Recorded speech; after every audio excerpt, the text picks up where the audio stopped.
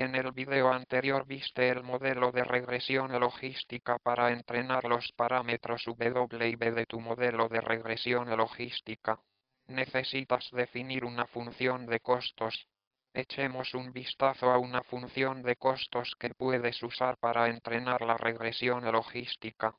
Para resumir, esto es lo que había definido en la diapositiva anterior, por lo que genera y que es sigmoide de W transpone X más B donde sigmoide de Z es como se define aquí, por lo que para aprender los parámetros para su modelo, se le proporciona un conjunto de entrenamiento de M ejemplos de entrenamiento y parece natural que desea encontrar los parámetros W y B para que al menos en el conjunto de entrenamiento las salidas tenga las predicciones que tiene en el conjunto de entrenamiento. Vamos a escribir esto y eso sería cerca de las etiquetas de verdad del terreno y tampoco tienes el conjunto de entrenamiento, así que para completar un poco más de detalle la ecuación en la parte superior, hemos dicho que y tiene como se define en la parte superior para un ejemplo de entrenamiento X y, por supuesto, para cada ejemplo de entrenamiento estamos usando estos superiones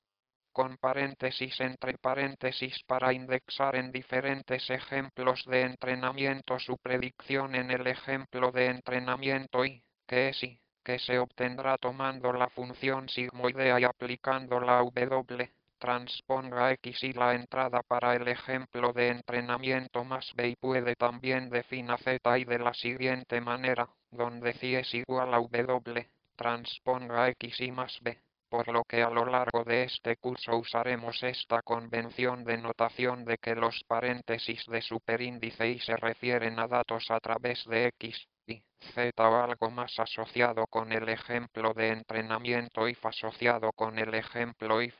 Bueno, eso es lo que significa el superíndice y entre paréntesis. Ahora veamos qué función de pérdida o función de error podemos usar para medir qué tan bien está haciendo nuestro algoritmo. Una cosa que podría hacer es definir el pérdida cuando su algoritmo genera y la etiqueta verdadera es y para ser tal vez el error al cuadrado o un cuadrado flotante. Resulta que podría hacer esto, pero en la regresión logística la gente generalmente no hace esto porque cuando aprende los parámetros descubre que el problema de optimización del que hablaremos más adelante se vuelve no convexo, por lo que termina con un problema de ostentación. No hablaría de óptimos locales, por lo que es posible que el descenso de gradiente no encuentre un óptimo global si no entendió los últimos comentarios. No te preocupes, lo abordaremos en el video posterior, pero la intuición es que esta función L llamada función de pérdida es una función que debemos definir para medir qué tan buena es nuestra salida y cuando se encuentra la etiqueta verdadera. Es y el error al cuadrado parece que podría ser una elección razonable, excepto que hace que el descenso de gradiente no funcione bien, por lo que en la regresión logística definiremos una función de pérdida diferente que desempeña un papel similar al del error al cuadrado y que nos dará un problema de optimización que es convexo y, como veremos en un video posterior, se vuelve mucho más fácil de optimizar, por lo que usamos en la regresión logística es en realidad la siguiente función de pérdida, cual con mi alquiler aquí es negativa y log y at más un menos y log un menos y at aquí hay una intuición de por qué existe esta función de pérdida.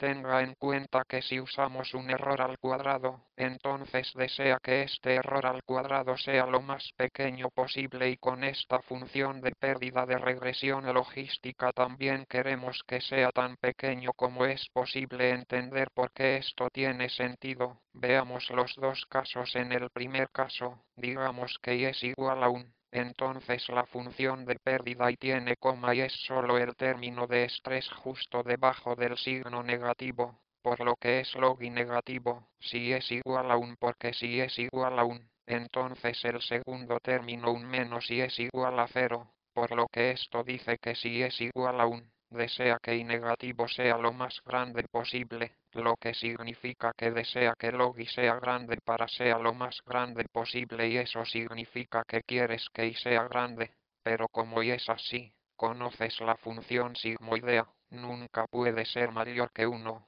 por lo que esto quiere decir que si es igual a 1, una vez y tiene que ser tan grande como sea posible. Lo más grande posible, pero nunca puede ser más grande que 1, por lo que dice que desea que y esté cerca de 1 también. El otro caso es si es igual a 0. Si es igual a 0, entonces este primer término en la función de pérdida es igual a 0. Porque y 0 y en el segundo término define la función de pérdida, por lo que la pérdida se vuelve negativa log 1 menos y. Por lo tanto, si es un procedimiento de aprendizaje, intenta hacer que la última función sea pequeña. Lo que esto significa es que desea que log 1 menos y sea ser grande y debido a que es un signo negativo en ese momento, a través de un razonamiento similar, puede concluir que esta función de pérdida está tratando de hacer que y sea lo más pequeño posible y nuevamente,